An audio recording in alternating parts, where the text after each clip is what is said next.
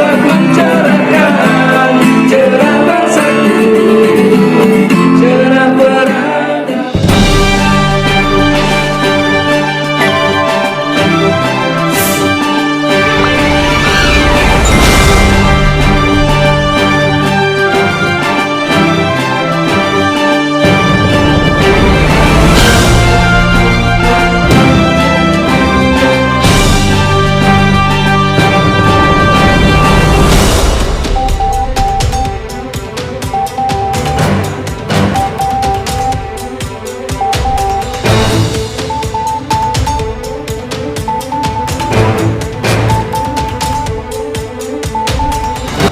Baik, Assalamualaikum warahmatullahi wabarakatuh. Selamat pagi, sahabat Arus News. Pagi ini kita berada di wilayah Magelang, di Kabupaten Magelang, yang saat ini kita ada di Rumah Singgah Aprilia.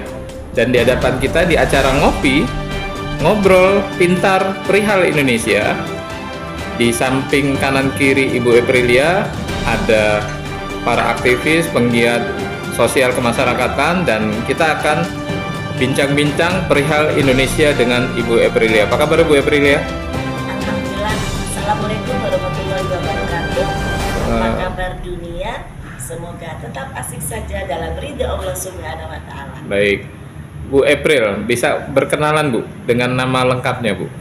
Siap. Namanya lahirnya di rumah sakit, bukan di kereta api. Baik. Meskipun namanya Bu Aprilia itu panjang.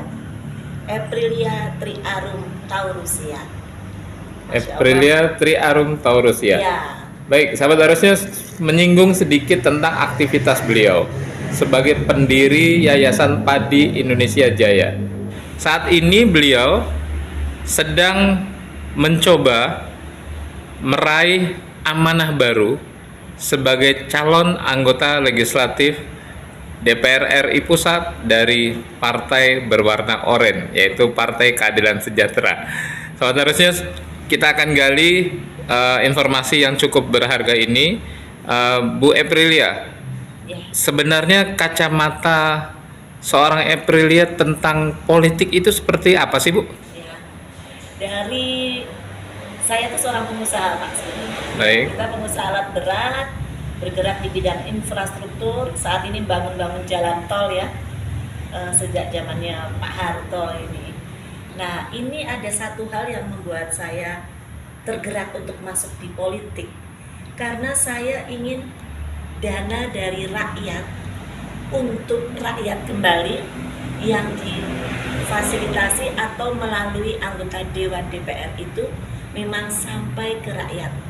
Karena satu hal, pembangunan di Indonesia di segala bidang itu membutuhkan dana yang memang dana itu diberikan sebagian dari pemerintah melalui anggota Dewan DPR.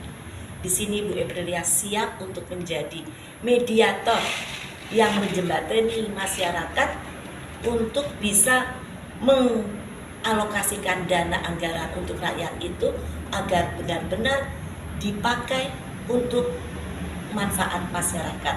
Jadi nggak ada lagi itu istilahnya korupsi ataupun kolusi yang sehingga masyarakat yang harusnya mendapatkan haknya sebagai rakyat karena anggota Dewan DPR-nya itu kurang amanah, akhirnya banyak sekali masalah-masalah termasuk kemiskinan faktor utamanya.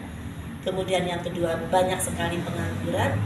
Terakhir adalah peradaban atau akhlak yang kian hari ya Pak ya, kita sudah tahu ya, makin membuat saya ikut prihatin dengan Baik. kondisi pendidikan ataupun pembinaan karakter generasi muda maupun generasi kita sendiri sebagai masyarakat. Nah, itu kenapa Bu Aprilia mau masuk di parlemen, karena yang membutuhkan parlemen itu untuk bisa mengaspirasikan apa yang diinginkan masyarakat adalah melalui Dewan Perwakilan Rakyat. Baik. Semoga Bu Aprilia bisa amanah apabila Allah mentakdirkan untuk bisa menjadi anggota Dewan Perwakilan Rakyat RI khususnya.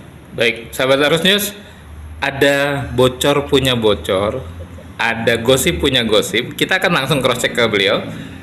Nanti saat amanah itu tersandang di pundak beliau, beliau tidak mau mengambil gaji dari DPR RI. Seperti itu, Bu? Betul, saya insya Allah berani kontrak politik dengan masyarakat. Baik. Jadi ini merupakan sebuah itikat baik bahwa dana masyarakat akan kembali ke masyarakat dan harus bisa dimanfaatkan oleh rakyat juga masyarakat luas.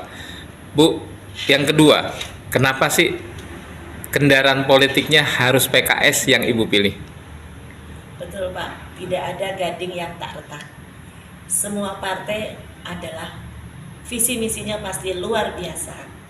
Bu Aprilia waktu mau masuk menjadi nyalek, dalam hitungan bulan nih saya masuk di partai, itu memilihnya bukan karena partai lain tidak bagus, bukan karena PKS adalah yang nomor satu ya Pak ya, tapi satu hal di PKS adalah satu-satunya partai yang mohon maaf berjuang untuk rakyat. Bagi saya PKS bukanlah oposisi pemerintah.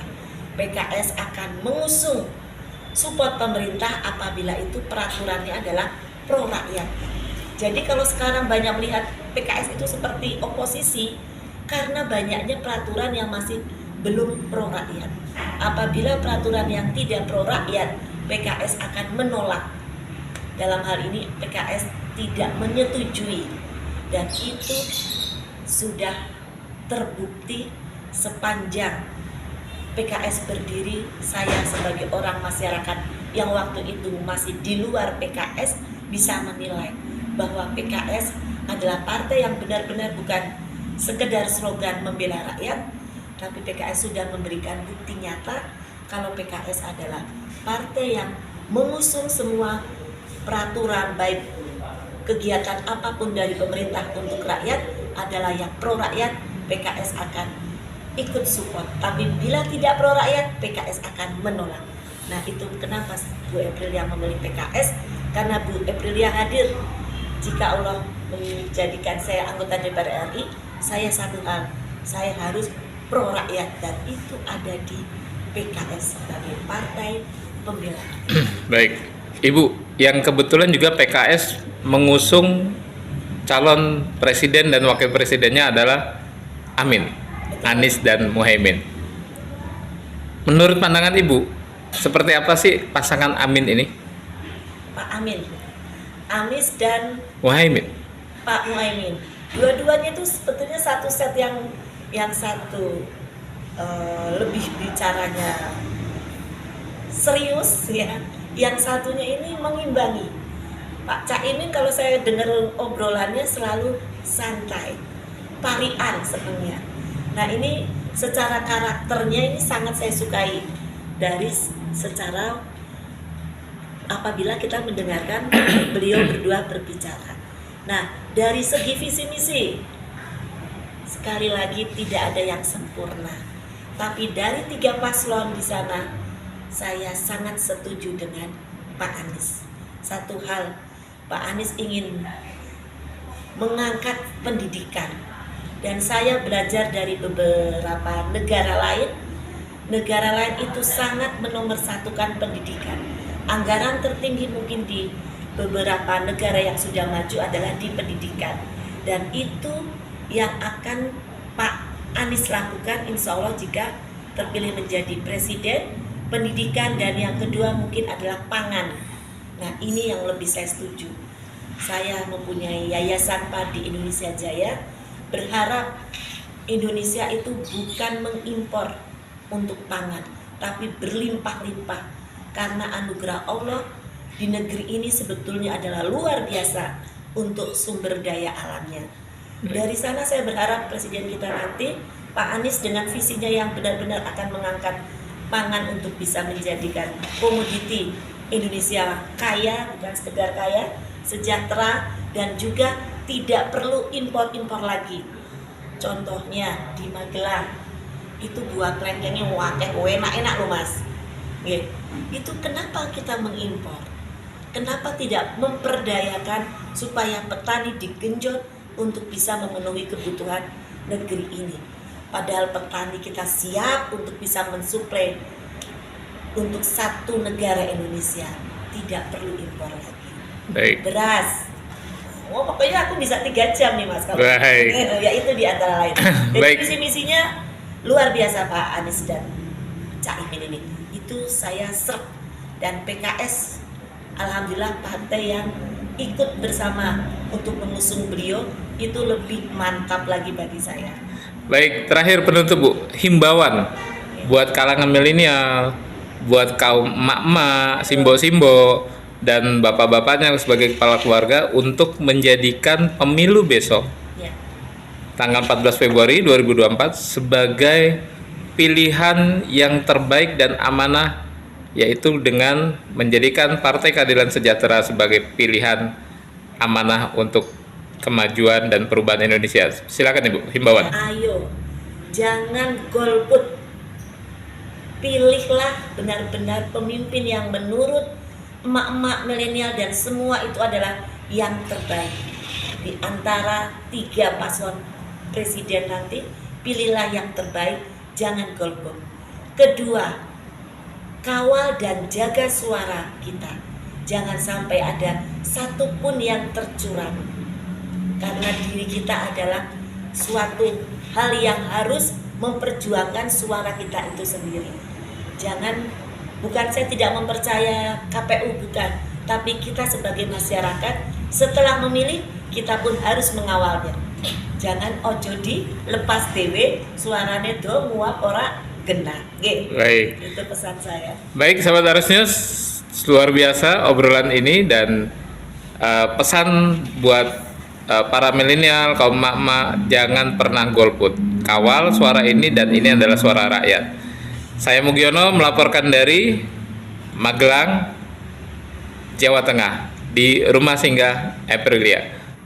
Terima kasih. Terima kasih Arus News, akurat dan mencerahkan.